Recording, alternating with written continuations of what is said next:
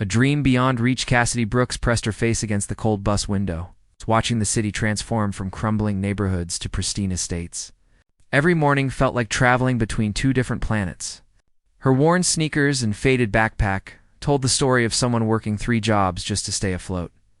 The alarm had buzzed at 4:30. It's just like every other morning. She had learned to wake before the sound, her body trained by 3 years of survival mode.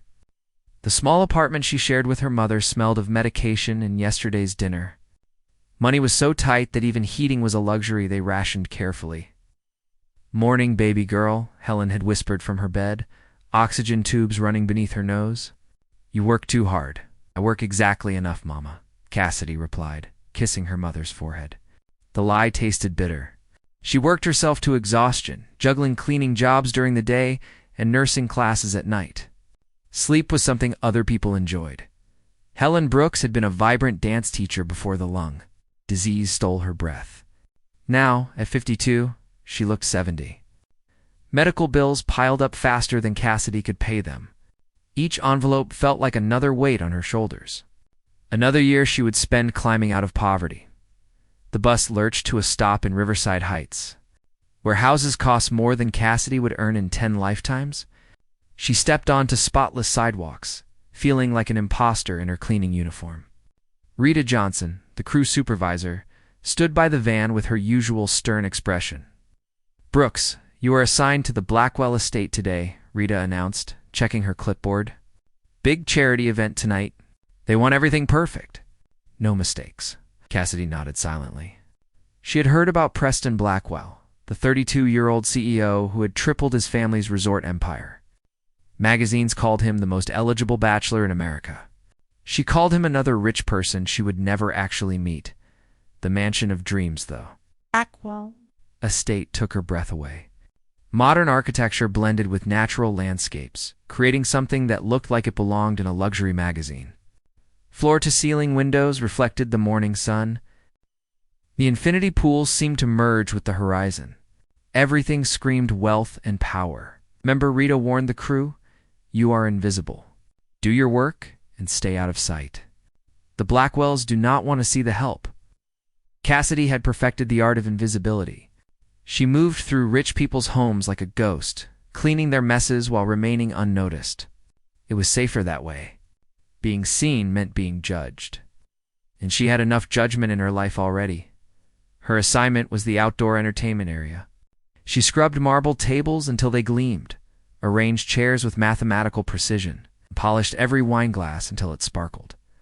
The work was mindless, but exhausting. Her hands ached, but she pushed through the pain.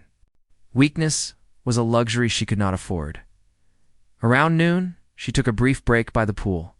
The water looked impossibly blue and inviting. She had never learned to swim. Growing up poor meant skipping childhood activities that cost money. No swim lessons, no summer camps, no carefree days at the pool. "You look tired." The voice startled her. She turned to find a man watching her from the patio doorway. He wore tailored gray pants and a white shirt with rolled-up sleeves. His dark hair was slightly messy, and his blue eyes studied her with unexpected intensity. Preston Blackwell. She recognized him from magazine covers, though he looked more human in person. It's more real.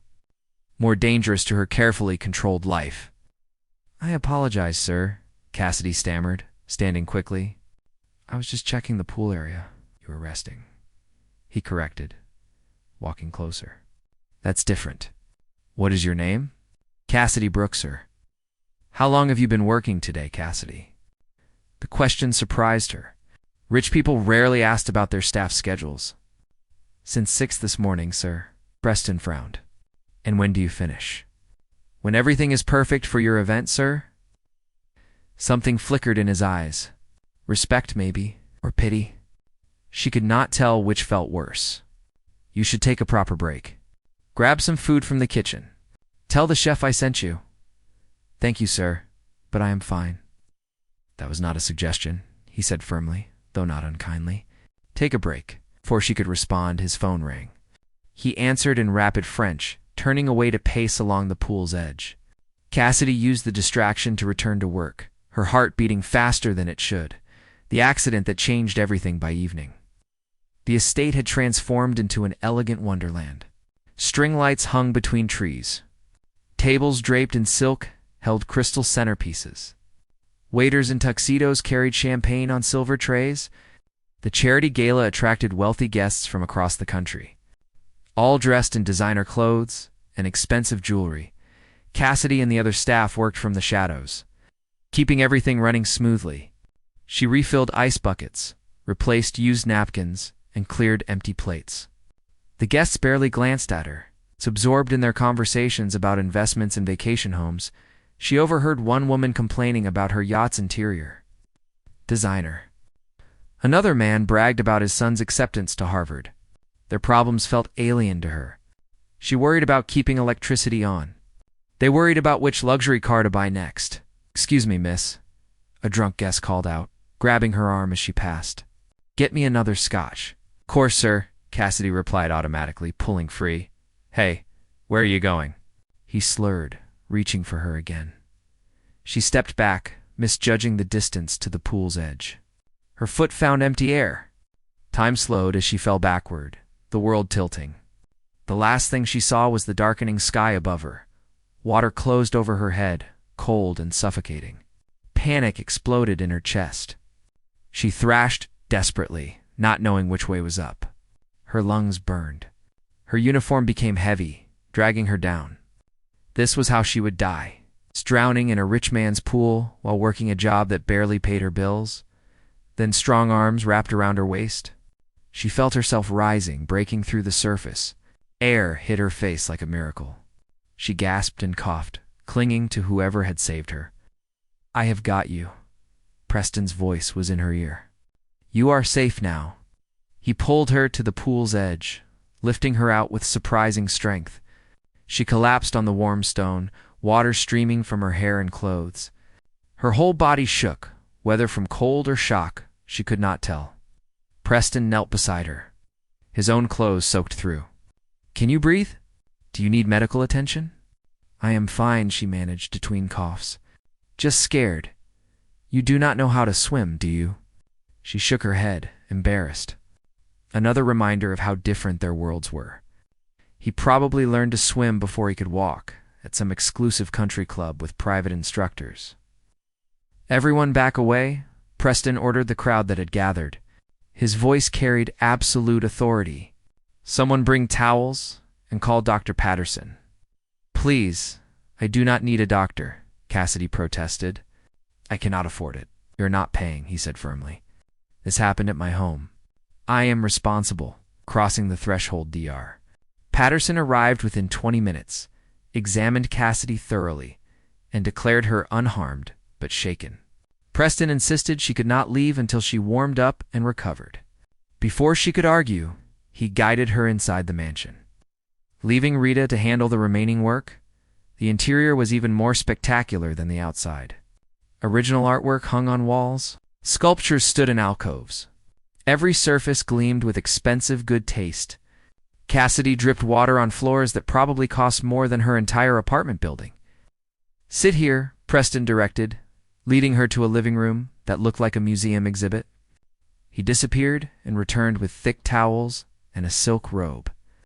"Change in the bathroom through that door. I will find you dry clothes." Alone in the bathroom, Cassidy stared at her reflection. Her mascara had run, leaving dark streaks down her face. Her hair hung in wet tangles. She looked like disaster personified. Meanwhile, Preston Blackwell had jumped into his pool in formal clothes just to save her. The robe felt like liquid against her skin, softer than anything she had ever touched. When she emerged, Preston had changed into jeans and a sweater. He looked more approachable somehow, less like a magazine cover and more like a real person. "Feel better?" he asked, handing her hot tea. "Yes, thank you. And thank you for saving my life. Anyone would have done the same." "Not everyone," she said quietly. Thinking of all the guests who had simply stood and watched, they sat in comfortable silence for a moment. Outside, the party continued without them. Inside, something strange was happening. Preston Blackwell looked at her like she mattered, like she was more than invisible help. It terrified her. "Where do you live, Cassidy?" "East Side, near the industrial district." His expression shifted. That is a rough area. Is affordable, she corrected. My mother is sick. Medical bills are expensive. We live where we can afford. What is your mother's condition? Chronic pulmonary disease. She needs oxygen full-time now. Cannot work anymore. So I work instead. Preston leaned forward, his blue eyes intense. And you are studying nursing at night? How did you know that? I asked Rita about you earlier. Before the accident, he paused. You work exhausting hours, study at night, and care for your sick mother. That takes extraordinary strength. Cassidy did not know how to respond. Compliments from wealthy people usually came with strings attached. I do what I must do, sir. Call me Preston. It does not seem appropriate, sir. Neither does me calling you Cassidy while you call me sir, he countered with a slight smile. We just shared a near-death experience.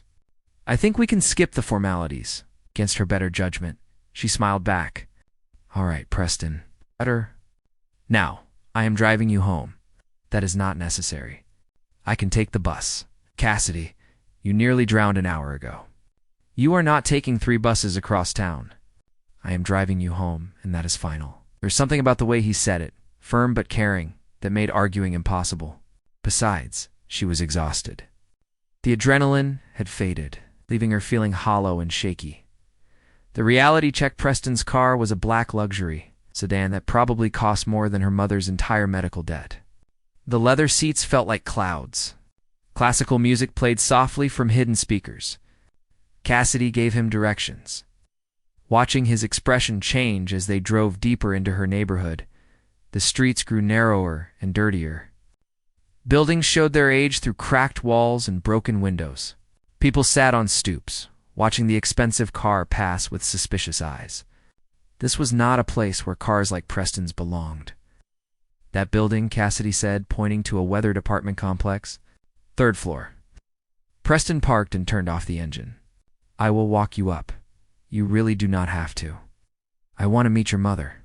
Make sure she knows you are all right. The building's elevator was broken, as usual. They climbed 3 flights of stairs, passing graffiti-covered walls and flickering lights. Cassidy felt self-conscious about bringing Preston Blackwell to her world. The contrast was too stark, too obvious. She unlocked the apartment door, finding her mother awake and worried. Cassidy. Thank God. Rita called and said there was an accident. Helen stopped when she saw Preston. Who is this? Mama, this is Preston Blackwell. He saved me tonight. There was an incident at work. What kind of incident? Helen's maternal instincts were on full alert. She fell in the pool, Preston explained gently. She is fine now, but it was frightening. I wanted to make sure she got home safely. Helen studied Preston with the sharp eye of a mother who had learned to distrust smooth-talking men. That was kind of you. Would you like some tea? I would love some. Thank you. Cassidy watched in amazement as Preston sat at their worn kitchen table, accepting tea in a chipped mug, and chatting with her mother about nursing and healthcare. He did not seem uncomfortable or condescending. He listened genuinely when Helen talked about her illness and asked intelligent questions about her treatment. Your daughter is remarkable, Preston said after a while. Working as hard as she does while pursuing her education, you should be very proud. I am, Helen agreed, though her eyes stayed cautious. She is all I have. I worry about her, I understand. Preston stood, checking his watch. I should let you both rest. Cassidy, please take tomorrow off. Paid, of course. That is not necessary. Yes, it is. You had a traumatic experience? Rest and recover. He turned to Helen. It was lovely meeting you, Mrs. Brooks. After he left, Helen grabbed Cassidy's hand. Baby girl, that man is dangerous. He saved my life, Mama. Not that kind of dangerous. The other kind. The kind that makes you forget who you are and where you come from. The kind that breaks hearts. Helen's grip tightened. Men like him do not end up with girls like us. They just do not. Cassidy knew her mother was right. Preston Blackwell lived in a different universe. Tonight was an anomaly, a brief intersection of 2 parallel lines that would never cross again. She needed to remember that. But as she lay in bed that night, She could not stop thinking about how his arms had felt around her in the water. How he had looked at her like she mattered. How her heart had raced when their eyes met. For the first time in her life, Cassidy Brooks understood what attraction felt like, and it terrified her more than drowning ever could.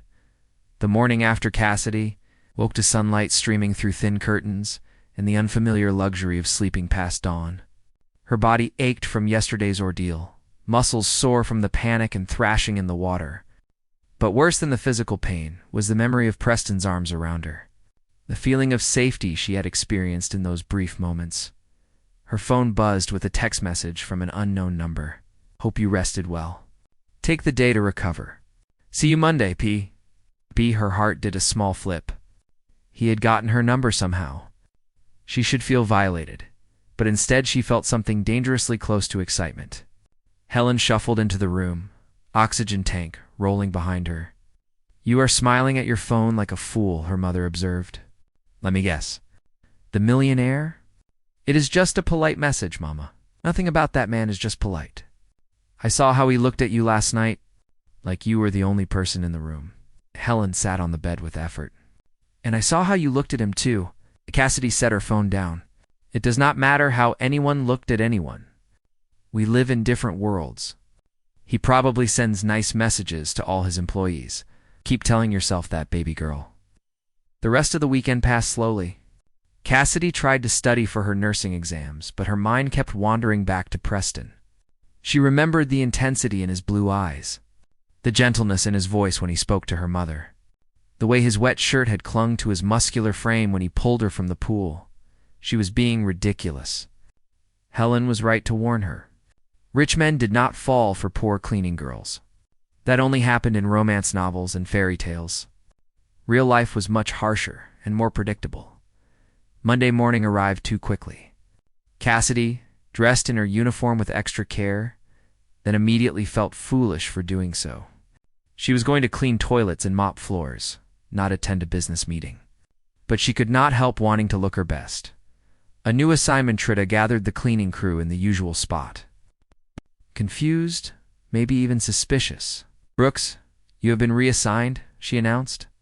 "Mr. Blackwell personally requested you work directly with his executive assistant on a special project. Report to the main house office at 8. The other cleaners whispered among themselves. Cassidy felt their eyes on her, judging and speculating. She had worked hard to remain invisible, and now she was being singled out. Nothing good came from standing out. The main house office was a glass-walled space overlooking the gardens.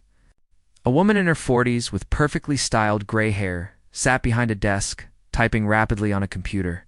She looked up when Cassidy entered. "You must be Cassidy Brooks. I am Jennifer Walsh, Mr. Blackwell's executive assistant." She gestured to a chair. "Please, sit. Is something wrong? Did I do something incorrectly?" "On the contrary, Mr. Blackwell has been very impressed with your work ethic and attention to detail. He would like you to help coordinate the charity foundation he is launching." Cassidy blinked in confusion. "I clean houses. I do not know anything about charity foundations. And you know about healthcare costs and medical accessibility. You know about working multiple jobs to survive? You know about caring for sick family members?" Jennifer smiled warmly. "Mr. Blackwell believes your perspective is exactly what this project needs. What kind of foundation is it?" "The Blackwell Medical Access Initiative. We are building free health clinics in underserved communities and providing nursing scholarships for students from low-income backgrounds." Jennifer pulled up plans on her computer. "Your input would be invaluable in making sure we actually help people instead of just throwing money at problems." Cassidy felt dizzy. This was insane. She was a cleaning person with night school education. What did she know about running a charity foundation? "I think there has been a mistake," she started. "There has been no mistake." Preston's voice came from the doorway. He wore a charcoal suit that probably cost more than her rent. "I want your help with this, Cassidy. You understand the problems we are trying to solve in a way that I never could. Why me specifically? Because you are living the reality we are trying to address.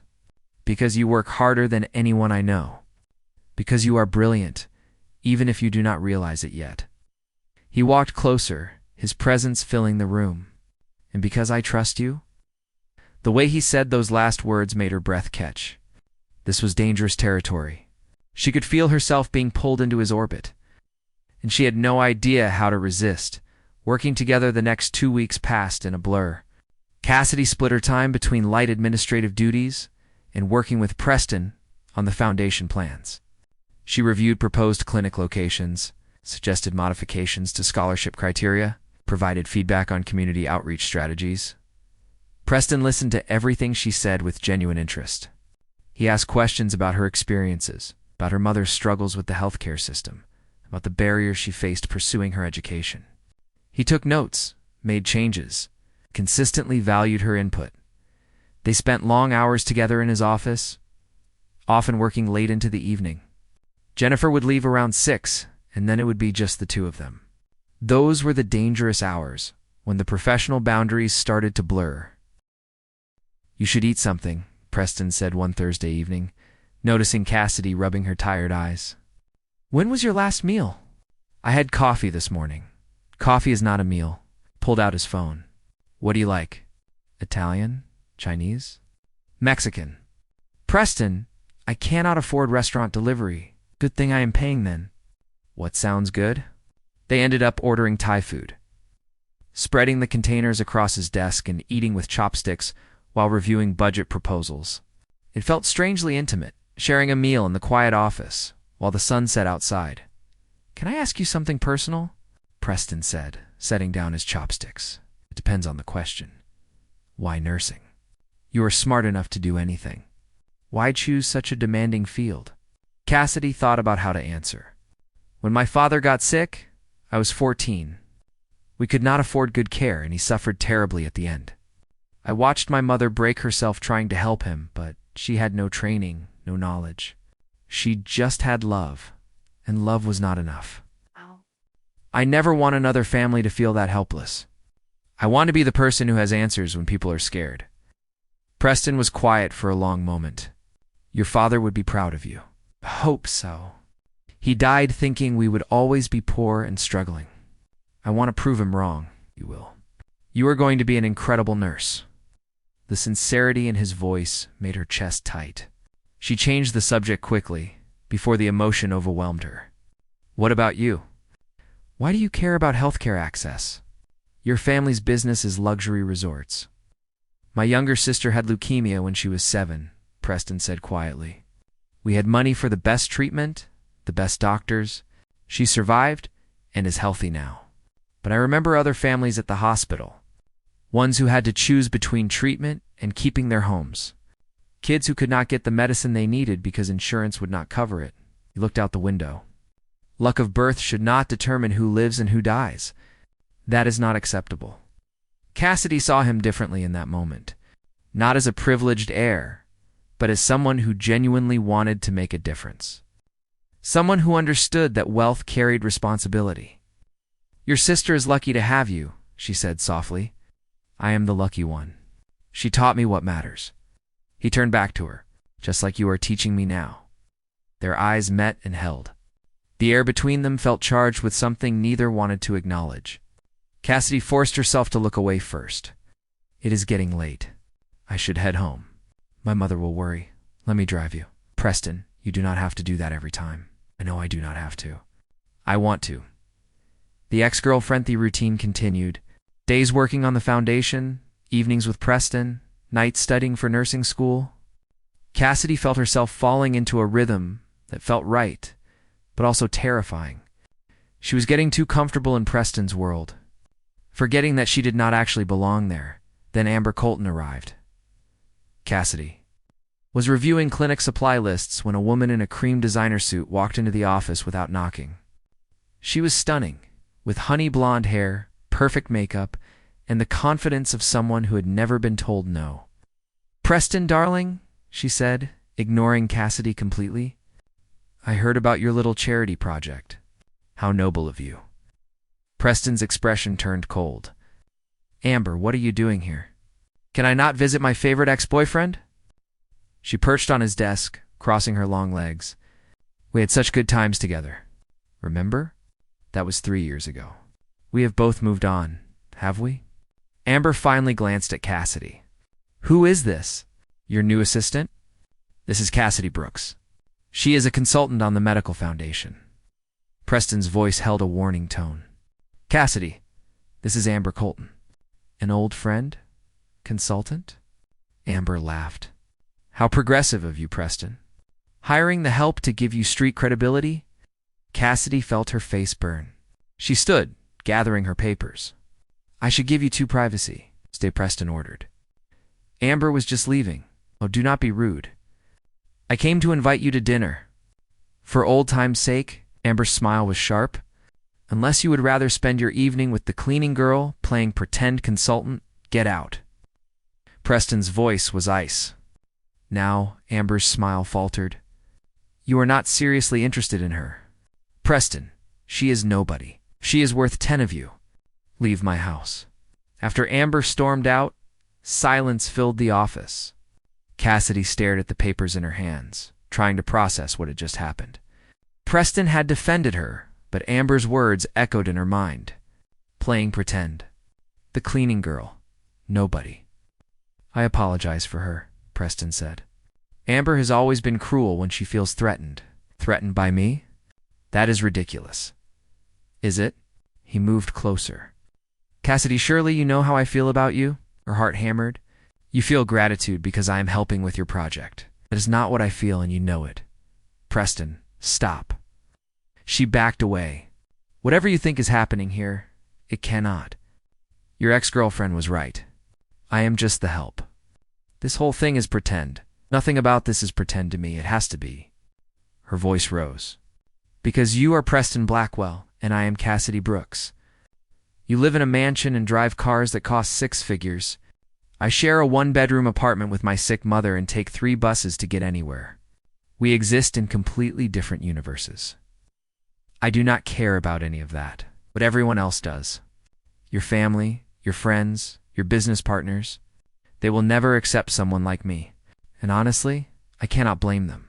I do not belong in your world. Preston grabbed her hands. Then I will belong in yours. That is not how this works.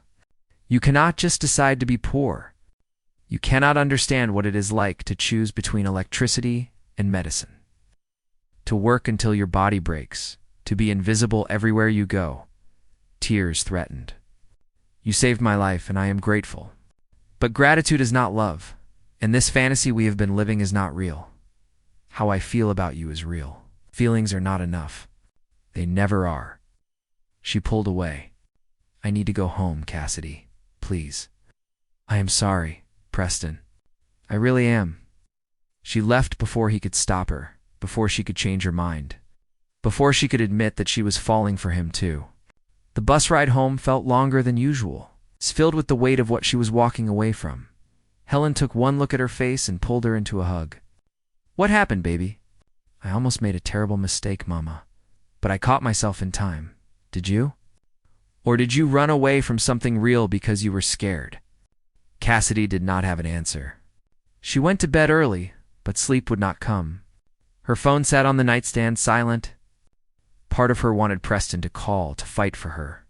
The other part knew it was better this way. Clean break, no complications, back to reality. Around midnight, her phone finally buzzed. I am not giving up on you. On us, I will prove that this is real. PB. She stared at the message for a long time before turning off her phone. Some bridges needed to stay burned. Even when your heart screamed across them, the crisis Cassidy avoided Preston for the next week. She told Jennifer she needed to focus on her nursing school finals and could not work on the foundation. Jennifer accepted the excuse without question, though her knowing look suggested she understood more than Cassidy said. Finals week was brutal. Cassidy studied until her eyes burned and her hands cramped from writing notes. She worked her regular cleaning shifts, attended all her classes, and pretended everything was fine. The exhaustion was a blessing. When you were tired enough, you did not have energy to think about blue eyes and gentle hands and the way someone's voice could make you feel seen. Thursday afternoon. She was in the middle of a practical exam when her phone vibrated. She ignored it. Then it vibrated again, and again.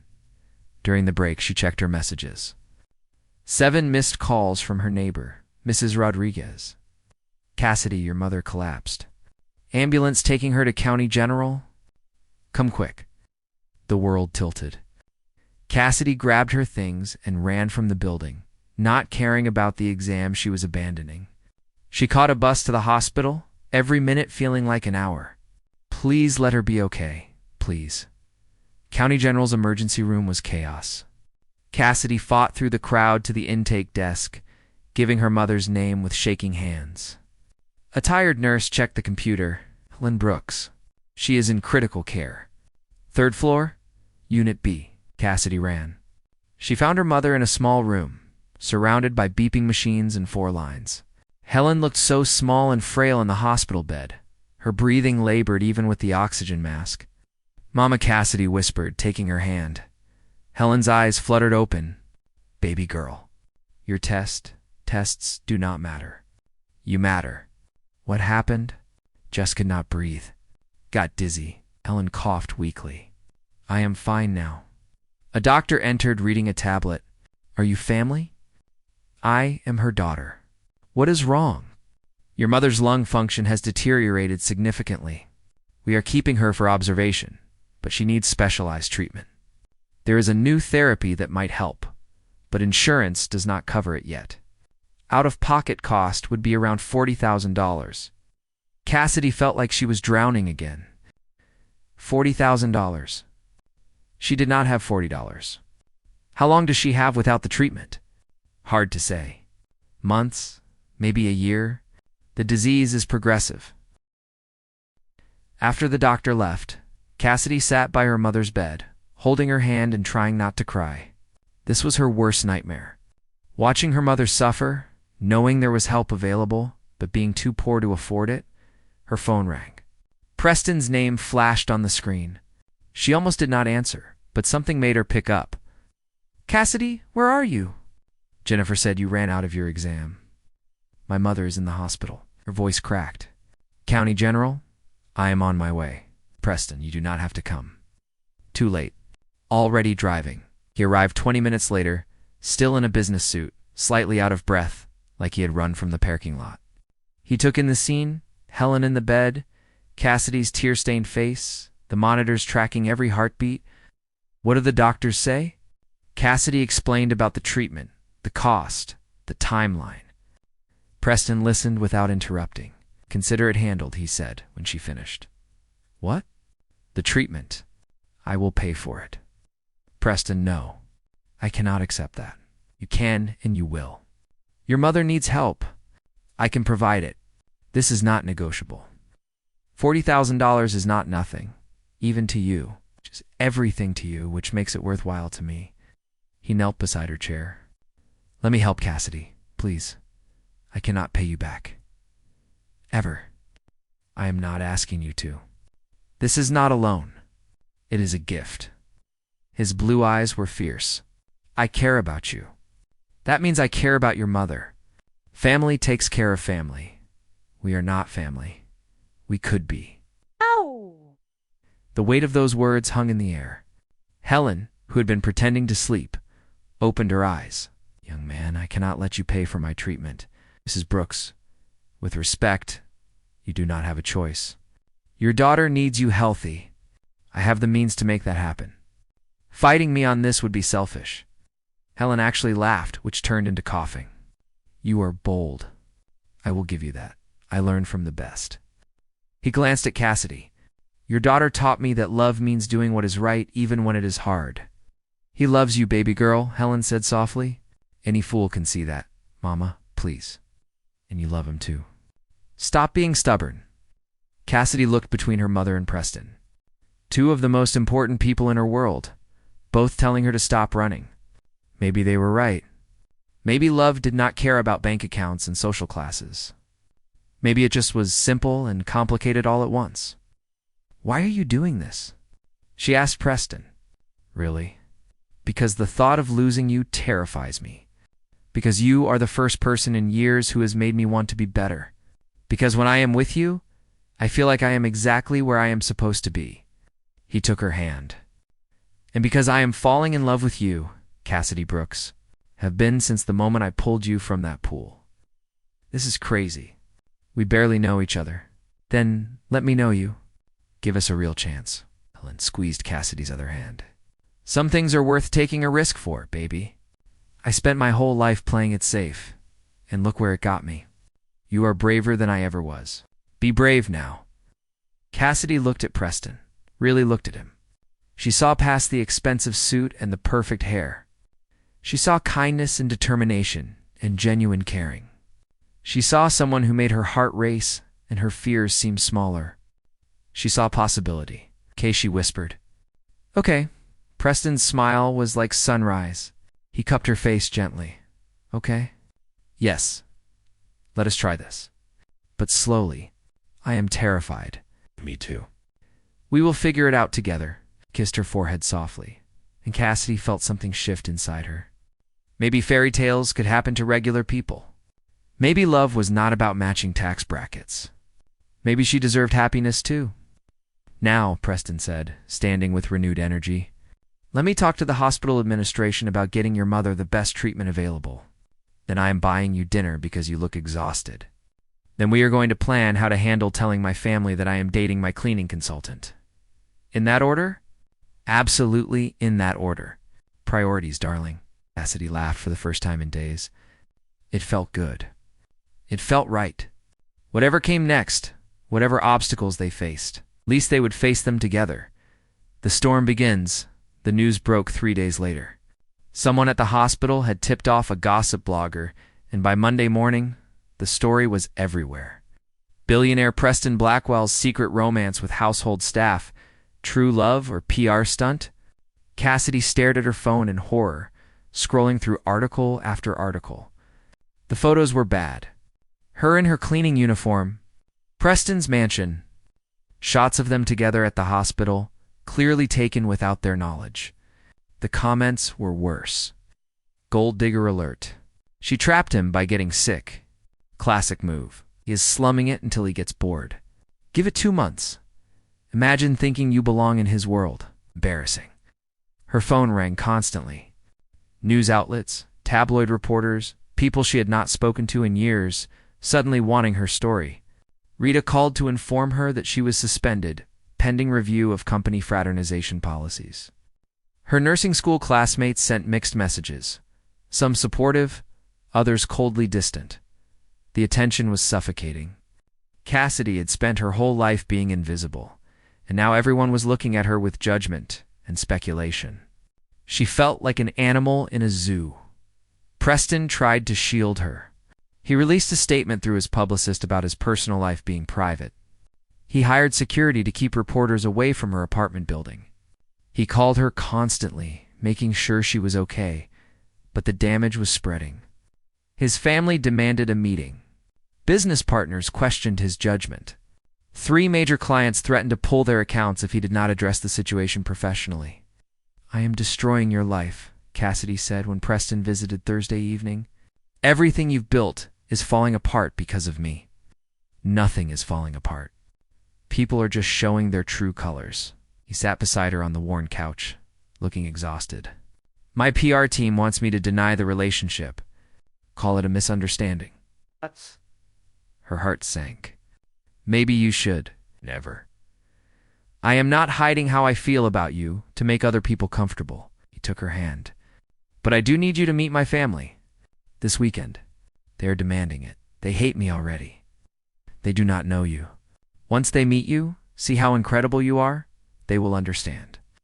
Cassidy doubted that, but she agreed. Running from this would not make it go away. If she wanted a future with Preston, she had to face his world head-on, no matter how terrifying that prospect seemed. Meeting the Blackwell family estate made Preston's mansion look modest. The main house sprawled across perfectly manicured grounds, all old money and understated elegance. Cassidy felt completely out of place in her nicest dress, a simple blue sundress she had bought on sale 3 years ago. Preston squeezed her hand as they approached the front door. Remember, you are brilliant and strong. They should be impressing you, not the other way around. It's easy for you to say. They are your family. They are about to be yours too. The door opened before they could knock. A woman in her 60s with silver hair and Preston's blue eyes stood in the doorway. His mother, Catherine Blackwell, looking every inch the society matriarch. Preston, you are late. Her gaze slid to Cassidy, assessing. This must be Miss Brooks, Mother. Please call her Cassidy.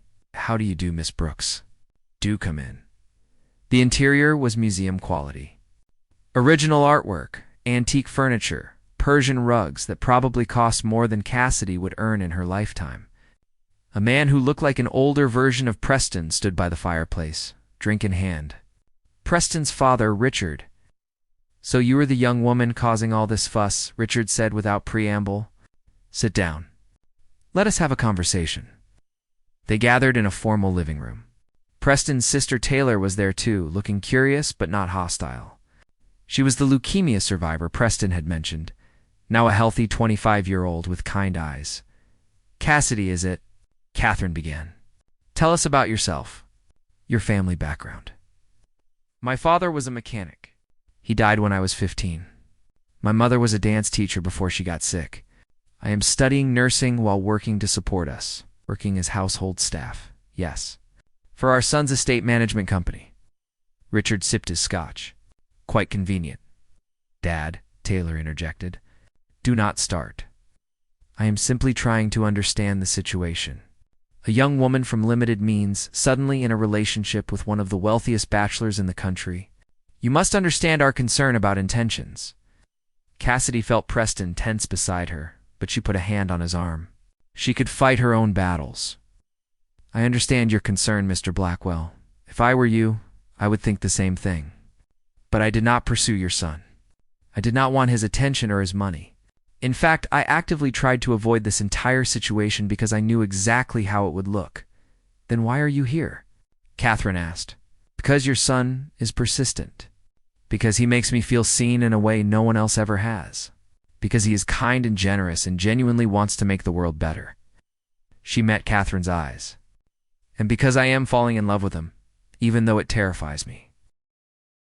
That evening, as Rebecca and Jonathan celebrated their engagement with close friends at a private dinner, Tyler showed up.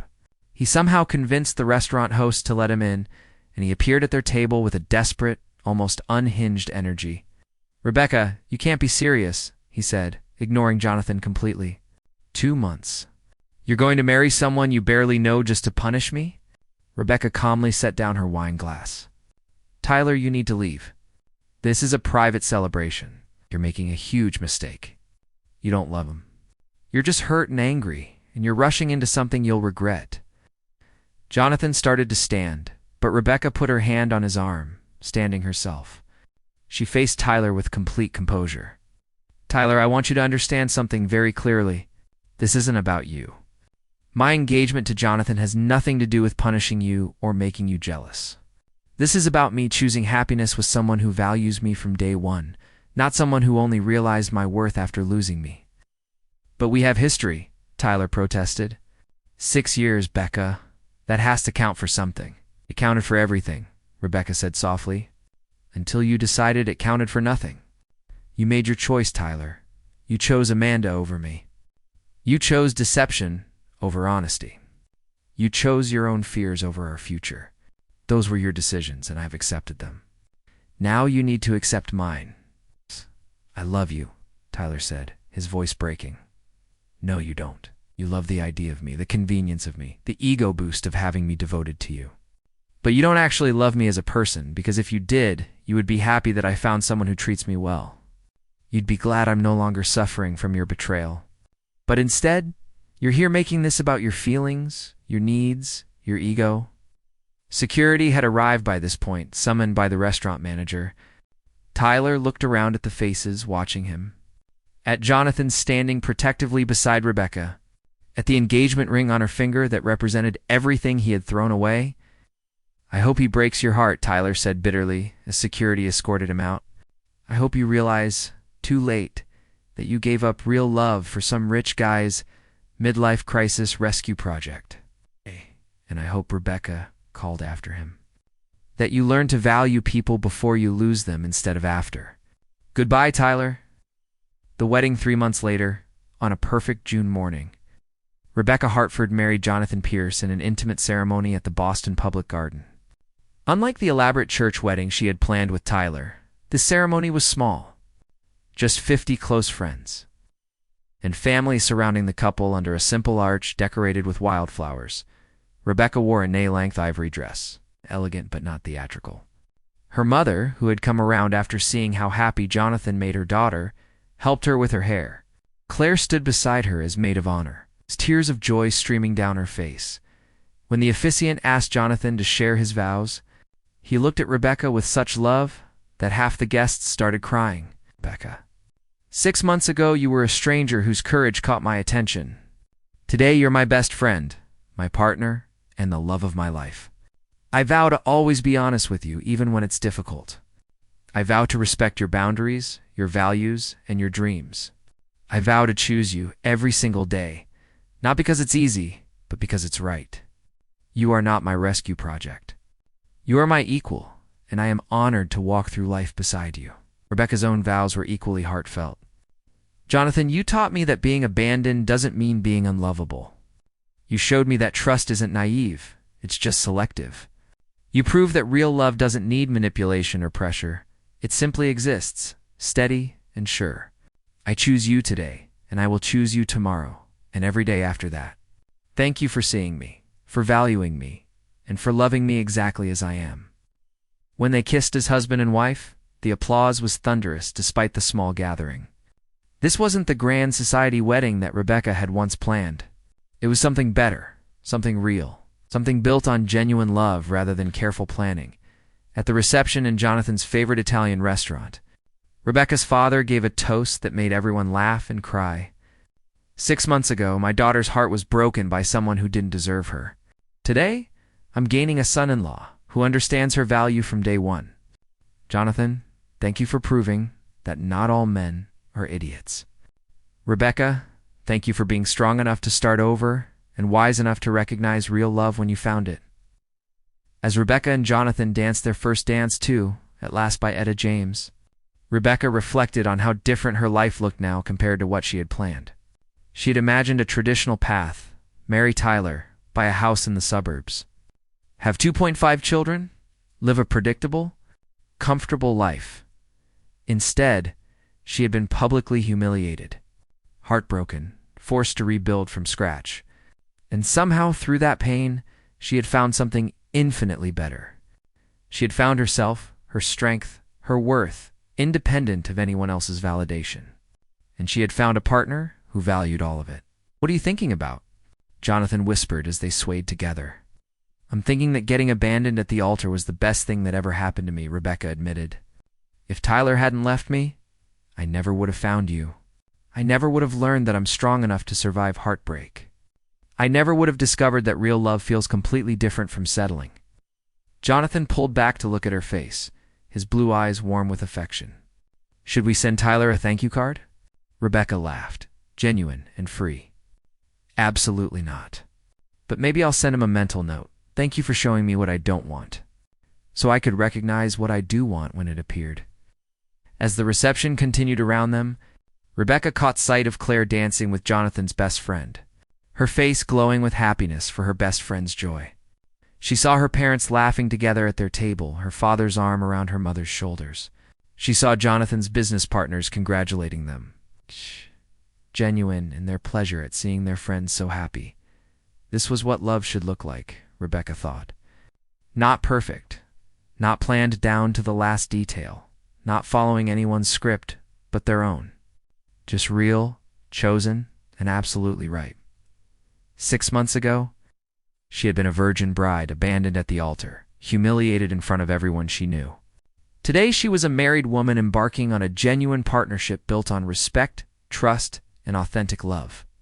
The journey from one to the other had been painful, but it had been worth every tear, every sleepless night, every moment of doubt, because sometimes, Rebecca realized, the universe breaks your plans not to hurt you, but to redirect you towards something better. Sometimes the worst day of your life is actually the first day of your real life. And as she looked at her husband, at the man who had seen her strength when everyone else saw her humiliation, Rebecca knew with absolute certainty that she had found exactly where she was meant to be. Tyler had been her past. Jonathan was her present and future. And unlike her almost wedding to Tyler, this marriage wasn't built on careful planning or traditional expectations. It was built on something far more solid: genuine love, mutual respect, and two people choosing each other every single day. That, Rebecca thought as Jonathan spun her around the dance floor, was worth waiting for. Worth fighting for? Worth believing in, even after heartbreak tried to teach her that love wasn't real. Because love was real. It just looked different than she had imagined, and it was so much better than her original plan could ever have been.